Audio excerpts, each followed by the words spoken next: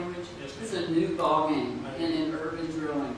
And so a lot of the rules that are on the books are not applicable to what's been going on and the changes that are taking place. So a lot of probably what you're going to hear tonight is folks explaining to you what we're dealing with now. If there's a way we can change that to update for the current situation, that's really what we're all about. The other thing is, I was on the call when we were with the media about the San Juan group. Sorry you got sued, but I'm glad you got sued. And we're glad that you're here. How long now, when does the clock start ticking again on that 8-year timetable? It'll start ticking again when we do final action on any amendments that we do now. 2011? It would be 8 years after November 2011. And welcome to Texas, and we don't think that the irony does not escape us that it's an orange pollution day and 104 degrees that you're here. So welcome to Texas. Thank you. Thank you, and we appreciate the input because that's why we're here, to hear your input. You said there was a drawback to vapor recovery units. Is that because of their compressors that have to go in, and if these are the smaller sources, there's not a net benefit? Or if they're out in the middle of the boondocks where there's no electricity, that's one of the places where it may not work. Also, if the flow rate or the amount they have to run is very erratic or unstable, where it has surges and that sort of thing, they don't do well dealing with those situations. Would that be in the urban areas then? No, I mean that's independent of where they would be. That particular limitation deals with what they would have to, the flow rate they deal with. So if we just said everything has to have a vapor recovery system, it might be harming us in some instances. I'm not sure if it'd be harming you, but it may not work right.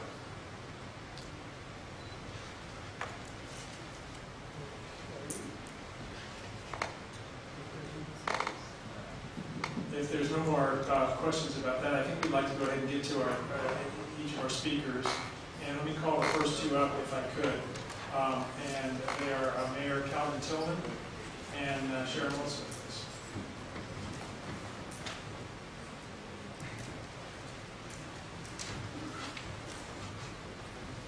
And again, while they're coming up, let me just reiterate how much we appreciate you guys coming out on a work night. Many of you drove or came a very long distance, but even those of you that didn't, we very much appreciate you being here.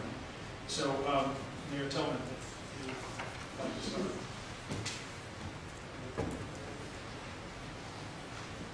Thank you. Again, my name is on.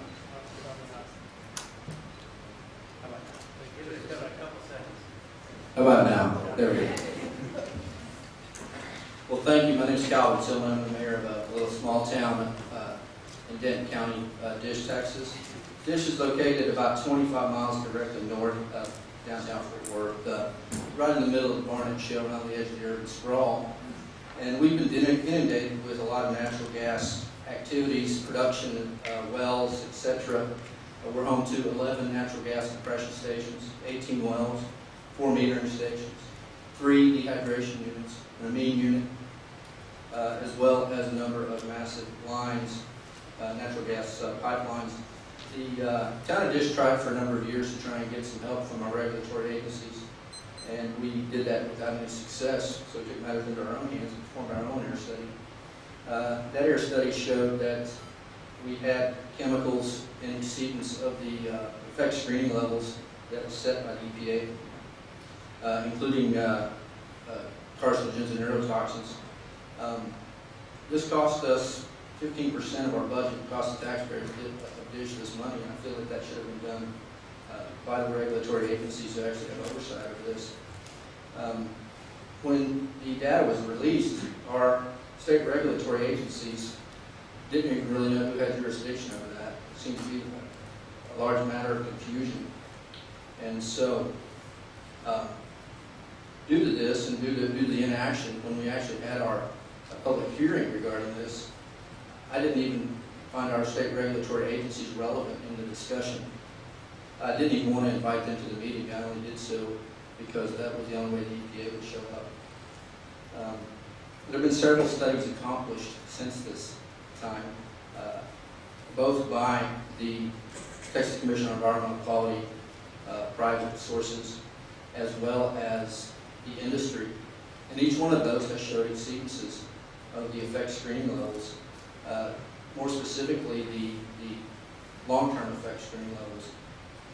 And both the TCEQ and the industry have touted that this isn't a problem.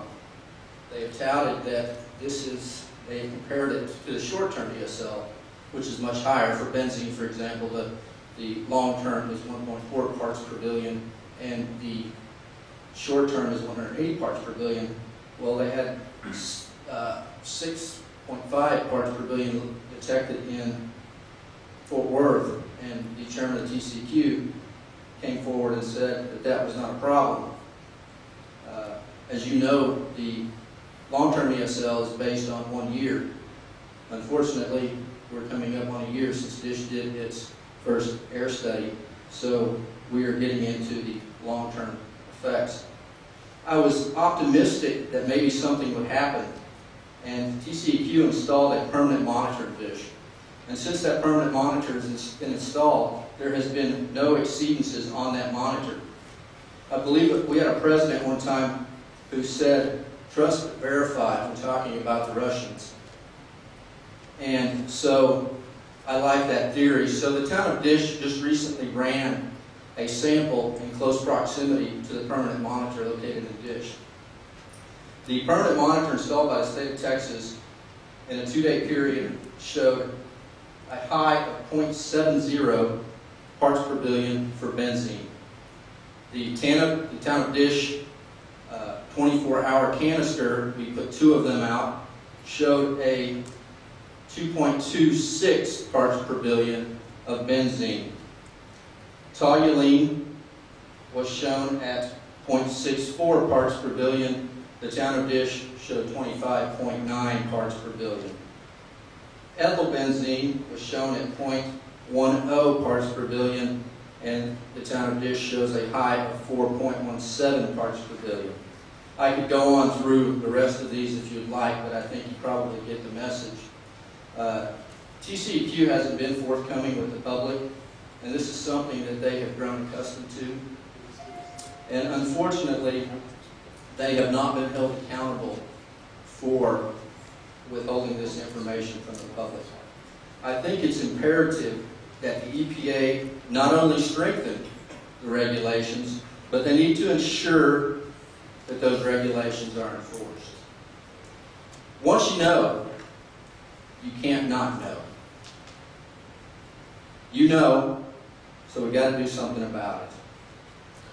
This problem has forced me to consider leaving my home and moving my children away from this facility that was permitted to be operated by the Texas Commission on Environmental Quality under the permit by rule.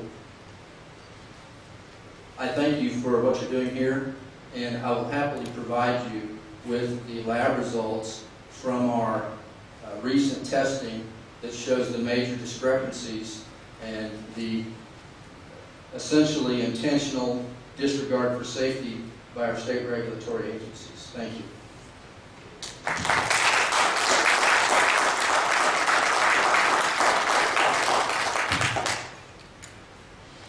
Ms. Rose. I just wanted to make just a minute. Sorry. I'm Sharon Wilson with the Texas Oil and Gas Accountability Project. Texas OGAP has put forth Drill Right Texas, Best Oil and Gas Development Practices for Texas, a guide to protect our landowner rights, clean water, air, and public health in the face of rapid energy development. And ad-lib, that's where I live. It's out in the boondocks. Vapor recovery devices I'm sure can run on solar panels. We need them. Thank you for this opportunity to request strong federal air quality standards for oil and gas operations. I'm a landowner, a mineral owner, and co-founder of Morals, Mineral Owners for Responsible Action in Land Safety. I am the go-to grassroots person for people affected by Barnett Shale development. I brought this video for you to watch to see what we breathe every day. Federal regulations should be comprehensive and address the numerous sources of air pollution caused by natural gas development, including the practice of using open, unlined pits for drilling waste. This waste is often spread on land for the expressed purpose of allowing the hydrocarbons to evaporate. They call this land farming.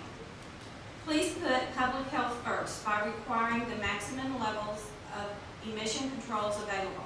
Enclosed flares that simply burn off toxic compounds and cause a host of other greenhouse gas emissions should not be considered as emission controls or reasonably available control technology.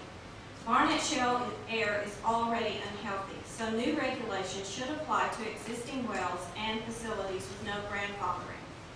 Industry has operated in a rogue manner in Texas for decades, taking every opportunity to cut corners and full advantage of any loopholes. For the sake of public health and welfare, there should be no exemptions or loopholes to compliance of federal regulations. Every day, people all across Texas contact me seeking relief from health impacts and diminished quality of life they suffer because of emissions from gas wells and gas facilities. Oh, you're not letting me read it. Whoa. Okay. TCEQ enforcement actions are rare and meaningless because they change nothing. The operator can test the enforcement, it gets tied up in court, and the operations continue while nothing changes. Something in the Barnett Shale does not add up. Tracking just 10 complaints to TCEQ, here's what I found. Operator Titan operating. They can't smell anymore, but their neighbors say it smells like rotten eggs. They get runny nose, sore throat, coughing and hacking and headaches. If they leave the area, the symptoms go away. When they come back, the symptoms come back. Investigation results, no violations found. Operator Aruba Petroleum. Eye and nose irritation going for a year and a half. Eye doctor found nothing wrong. Investigation results, notice of enforcement has been issued. Operator Chesapeake. Smells of hydrocarbons while riding on the Trinity Trails. Trees around the site have died. Investigation results, no violations found. Operator Chesapeake. Drilling rig was emitting a noxious odor causing nausea. Investigation result, no violations found. Operator Chesapeake. Odor like a New Mexico oil field. The odor causes headaches. Investigation result, no violations found. Operator Chesapeake. Throat is burning, dizziness, nausea, and headaches. Investigation result, no violations found. Operator XTO Energy. Strong odors from the gas drilling site were causing nausea. Foam from the site was being sprayed into the air and depositing onto off-property locations, including their property. No violations found. Operator XTO Energy. Allergy and asthma medications required year-round instead of seasonally. Investigation results, no violations found. Operator Range Resources, rotten egg odor, chemical odor, and they had terrible headaches. Investigation results, no violations found. Operator Range Resources, strong acidic odor causing headaches and sore throat. Investigation results, no violations found. If odors, runny nose, burning eyes, sore throat, coughing, headaches, nausea, and dizziness weren't enough for the state to issue a violation, what is?